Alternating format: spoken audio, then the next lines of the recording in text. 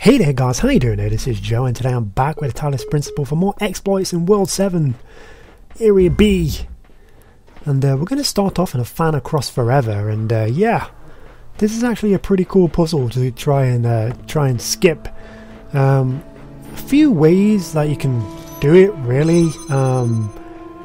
Today I'm going to be showing you a method which is pretty much like out of bounds style jumping without really using a connector. It's a pretty cool way of doing it, and it's probably my favourite way. So yeah, that's what we're going to do, and I'm going to jam this, I'm going to pick up the box, and I'm just going to need all the items from this room basically. And it just kind of saves messing around like with all the lasers and like the middle area, and it's actually a pretty quick method as well. I've not really tested it against the actual length of doing the puzzle, but I actually prefer this method. Which is funny because this actually includes jumping, which is not my favourite thing, but it's not so bad if you want to skip this.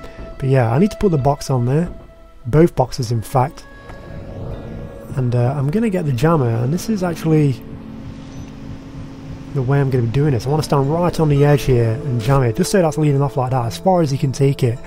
Now you're going to see me looking for like an audio cue of me dropping down onto the little ledge, which is just below. You see that little piece of wall that's like under the floor, like under kind of the slab paving? I want to hear my footsteps on that basically. There we go. And then once I hear that, I know I can get the automatic jump onto the box, and then with that I can edge forward and I can pick up the jammer, which I kind of jam the fan with, and that's going to release me up in the air, and then I can climb up, and there I am. I can jump on top of the level, and yeah, I can pretty much get out of bounds from up here if I really wanted to. The first time I ever played this game and started messing around with the levels, that's like the first thing I did. I brought a reflector up here and kind of used it to cheese the puzzle across the map. But not today. Today I'm doing this, so I'm just kind of going to jump my way up. And I dropped the jammer because I'm going to need to come back up anyway, so here we go. Here it is. Nicely done, off the wall. No fucking around with lasers, just straight up and out. A really cool method. I really like that one. And yeah, there we go. Now I'm just going to start laying up these boxes in a certain pattern here. Just kind of build some stairs now I've got that third box from the sigil area. It's always easy to forget about that third box being there. So I played this map a couple of times and like kind of forgot that there's that box hidden away. But yeah, here we go.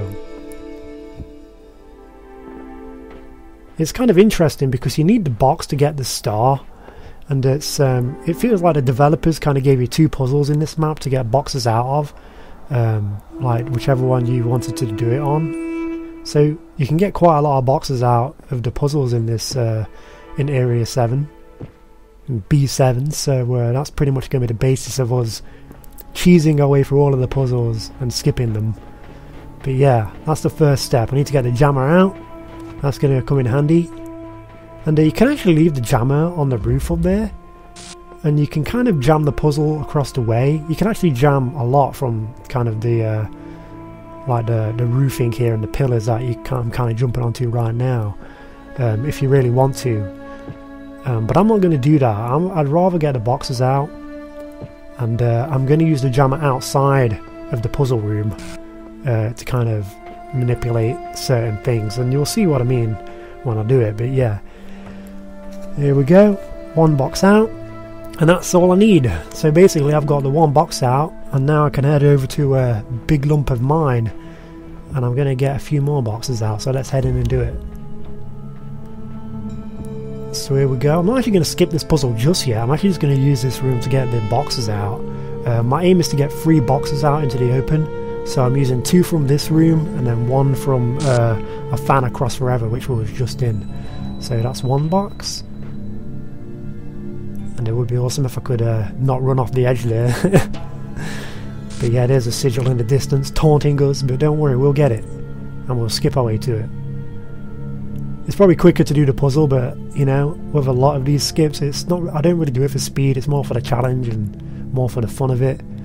And I kind of got the inspiration to do a lot of these from a challenge list which a guy named Mangy Eye kind of drew up, and yeah, I kind of followed that when I first started like busting out of levels and kind of breaking them.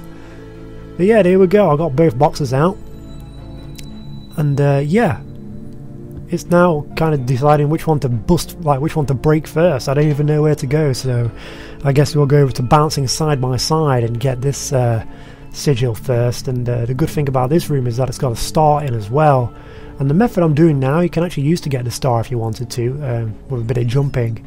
But I'm not going to use that. I'm just going to concentrate on the sigil for now. So here we go. Get my 3 boxes, my staircase, my portable mobile staircase, I guess you could call it. And I'm going to kind of use this to jump up here. And I can jump on that. I can jump on any wall on that edge. And there's the sigil right there. And the star is obviously in the distance over there. With a bit of jumping you can get to that too. But I'm not going to do it that way. You can do it that way if you want to. So if you don't want to use any tools from this level at all, then by all means get the star. But it's going to involve a reset. And I don't want to reset when I've got my 3 boxes, because it's going to take you a while to get them back, because you need to get 1 out of the first puzzle and then 1 out of the second puzzle. Well, 2 out of the second puzzle, like I just showed you. So you're going to try and want to avoid as many resets as possible. So that's why I'm going to do the star in a different way. But no matter which way you do it, it's kind of a lengthy thing, but it's alright. You can kind of do it in a number of ways, and that's the cool thing about this. And now I'm coming over to Big Lump of Mine. Was in here prior to get the boxes, of course. Now I'm actually going to skip it, so this is how we do it. And this is how I did it. I pretty much figured these all out on my own. I didn't follow any guide or anything. Just as soon as I had the boxes out, I just kind of tried to discover where I could use them. And I thought I could climb up onto this wall here and then maybe do a running jump on there, and maybe get the sigil this way. It's probably it was like the most expected way for me to do it. And there it is. Jump straight over, and there we've got the Big Lump of Mine sigil. Nice. So that's 3 sigils down, 1 to go, and a whole lot of jamming. And yeah, let's go and do that one now. So I'm going to speed it up here, because the thing is with B7, when you're using these box stairs skips with these boxes, is that it takes a while because you're doing a lot of running back and forth. It's kind of like a big map. So I kind of sped it up there. And what I did with that jammer there, just to show you, is I jammed the far left turret from Whole Lotta Jamming. And I hate this puzzle, so I jammed the left turret. You see the 2 turrets there? I jammed the one on the left side, like the one further back, because now I'm going to enter the room just for a moment so I can actually jam the other turret, basically. And I hate this puzzle. This is like one of my worst puzzles, so I'd much rather do it this way, even if it does involve me carrying 3 boxes to the outside. It's a lot more, I'd rather do it that way than do the actual puzzle, because this puzzle is just no fun. It's like one of my least favourites. So yeah, the reason I jammed that far left one is because it's easier to jam this one on the right hand side here. There it is, look. You could probably jam them both, but that one's just like closer to jam from the inside there. It's like a bit more narrow, so I'll just do it that way. Of course you can bring the jammer as close as you want from the outside. It doesn't matter, you can put it on the wall. But yeah, there it is, we're on the wall.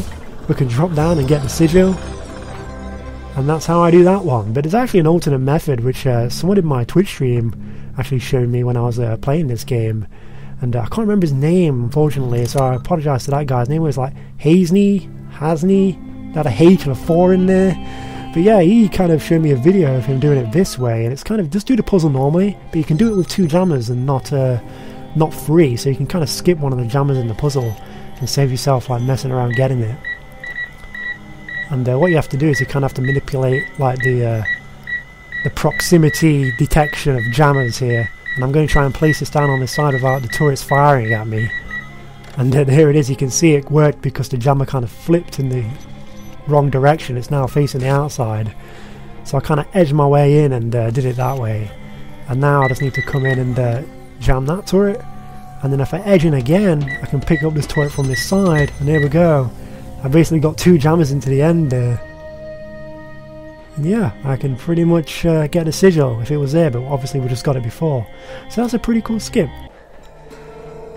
But yeah, that's all of the sigils down, guys, and that's pretty much how I do it. There's now a star to get, So I'm going to go and get the stars, and you can actually get this star in a couple of ways. I'm actually going to show you the first, like the proper way. That's where the first star is.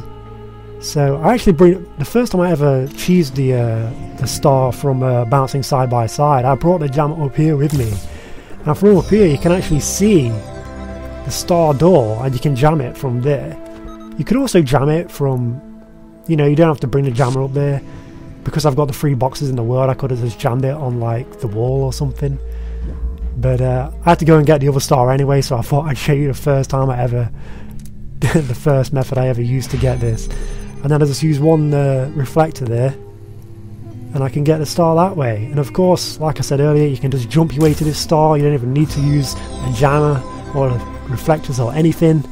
So there's like a few ways you can get it, and yeah, it's like a pretty cool playground being in B7. But that's the skips I'm going to show you today for this. Of course, there's probably a few more, like depending on preference about what you want to do, but that's how I did it. And yeah, that's all of B done. If you notice, I missed B6 because there isn't any for that yet. So maybe in the future, who knows. But there it is, guys. Thanks for watching B7 skips, exploits, and alternate solutions. I'll see you next time.